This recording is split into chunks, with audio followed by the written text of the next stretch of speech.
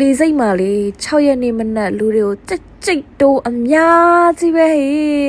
အဲ့မာလေးချဲကလေးကိုလိုက်ပို့ဖို့လေအထဲကိုဝင်လို့ရပါမလားတော့မှပဲတွေးမိတာဟေးသိလားဒီဘက်မှာကတန်းစီရတယ်မလားခါတိုင်းဆိုလို့ရှိရင်လိုက်ပို့မဲ့သူကသွားပြီးတော့ယူလိုက်ရုံပဲလေနော်ကပ်ပြားလေးယူပြီးဝင်ရုံပဲအခုကကပ်ပြားယူဖို့ကတန်းတန်းစီဝင်မဲ့သူကတန်းတန်းစီအဲ့လိုမျိုးတွေလုပ်ရတာတော့တော်သေးရဲ့ချဲက2ယောက်ပါသွားလို့ရှေ့မှာကူပြီးမဲ့ညီမလေးပါလို့အဲ့နဲ့ဒီတင်တန်းသူလေးကိုအရင်ဆုံးသူ့ရဲ့ဂိတ်ကနေဝင်ခိုင်းလိုက်တယ်ပေါ့နော်ပြီးတော့ချဲတို့တန်းစီကြတယ်အမချွေကြီးပဲကွယ်ဂိတ်2ကနေဝင်ဖို့ဂိတ်4အကျော်ကနေတန်းစီရတယ်ကွယ်သိလားဂိတ်4အကျော်မဟုတ်ပါဘူးဂိတ်4နားလေးကနေပေါ့နော်အဲ့လိုတန်းစီပြီးတော့မှဝင်သွားရတယ်ပြီးတော့ခါတိုင်းလိုပဲသူရှင်းပြရတယ်ပေါ့နော်နိုင်ငံခြားသွားပြီဆိုတော့လဲမိသားစုဝင်တွေကလိုက်ပို့ကြတာပေါ့နော်ကလေးလေးတွေရောဖိုးဖွားတွေရောအများကြီးပါပဲကျမရဲ့တင်တန်းသူလေးကိုလည်းပို့ပေးခဲ့ပါပြီ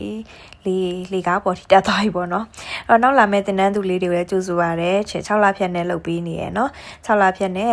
လေတက်ခဏလေးလည်းလက်ကဝယ်ပေးမယ်စောင်းမရှက်တွေလည်းလုပ်ပေးပါမယ်